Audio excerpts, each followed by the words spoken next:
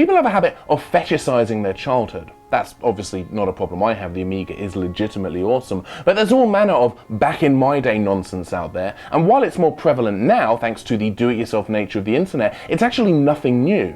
The older generation is convinced that they had a superior childhood because they got to play in the street and drink the blue stuff from under the sink, whereas the younger generation wastes their energy arguing over which generation of Pokemon is the best. But I think we can all agree from a subjective, unbiased viewpoint that holy shit, it's Ninja Turtles! Everyone shut your whore mouths, this show is awesome! That's right, bitches. Feast your eyes on the only cartoon worth watching in the history of entertainment. Based on the cult comic book series of the same name, and created largely as a vehicle to sell toys, as most cartoons in the 80s were, this cartoon told the touching yet relatable tale of teenage turtles mutated by exposure to a radioactive ooze, saving the world on a weekly basis from the invading army of an alien and his ninja henchmen. I know, we've all been there. The cartoon, and with it the toys, became a worldwide phenomenon, and it wasn't long before someone snatched up the rights to produce a video game.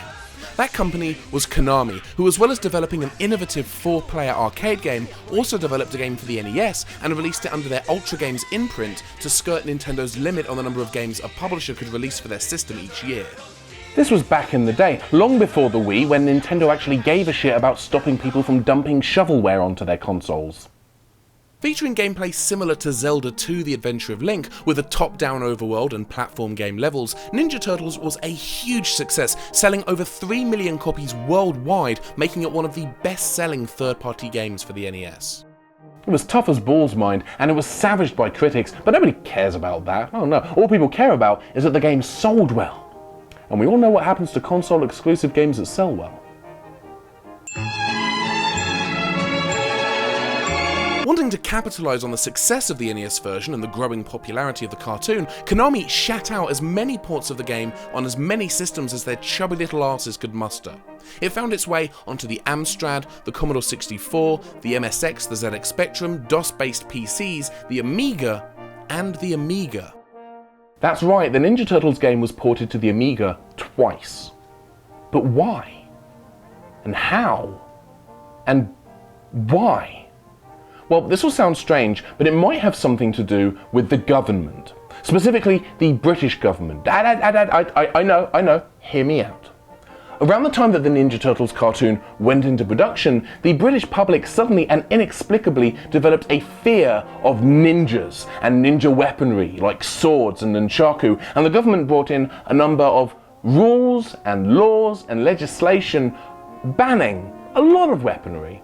And British TV networks, rather than thinking, you know what, it might not be a good idea to bring in this cartoon that some people might deem controversial, what they decided to do instead was pick up the show and then go, you know what, it might be totally cool and also rad to change the title of the show and edit the shit out of it.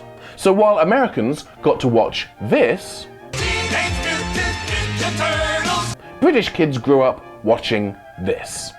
Teenage Mutant Hero Turtles, Teenage Mutant Hero Turtles, Teenage Mutant Hero Turtles, heroes in a half-shell, turtle power! The name change affected everything, including the title of the video game, and somehow that ended up filtering through Konami's offices, resulting in 2 distinct ports of the same game for the same system released at the same time.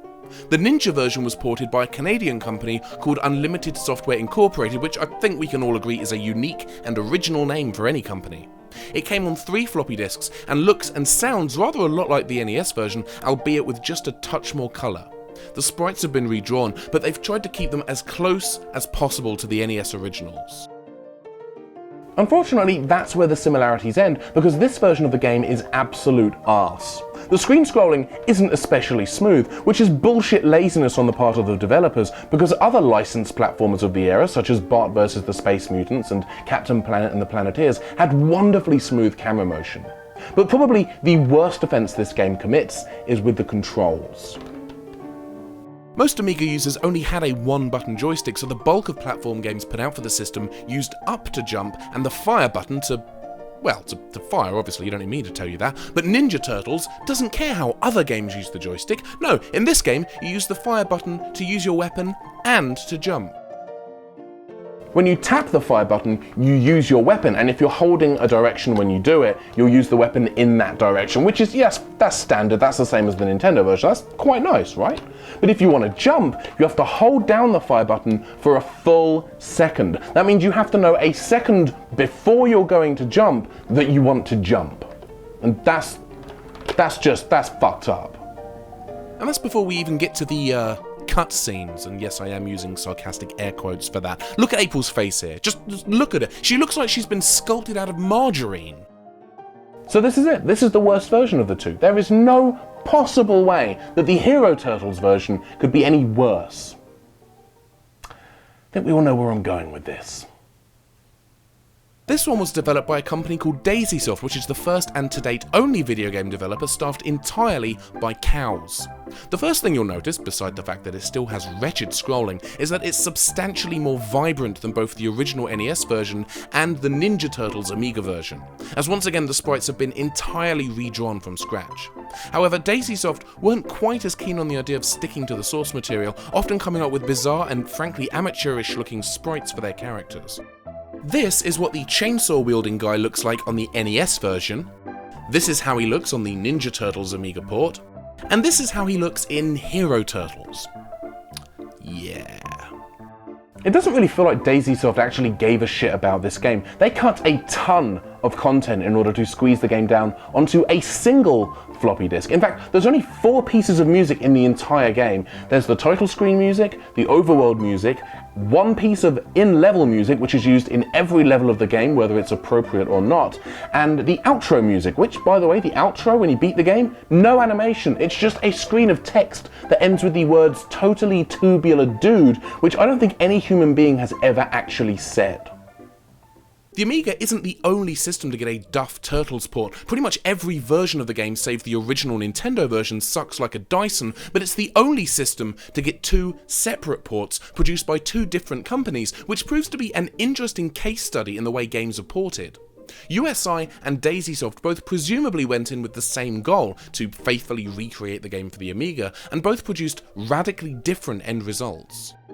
Not counting emulated releases of things like Sonic the Hedgehog, I can't think of many examples of a game that has been ported to the same system more than once.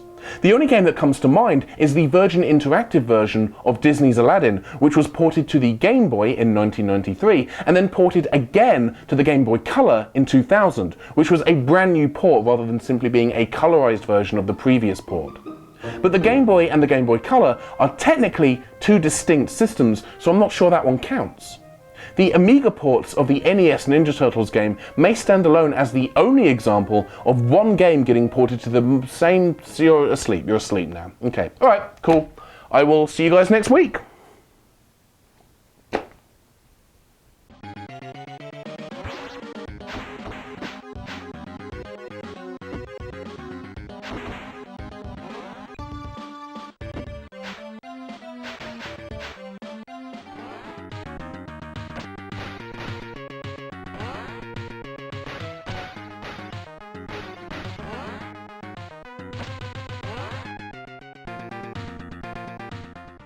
La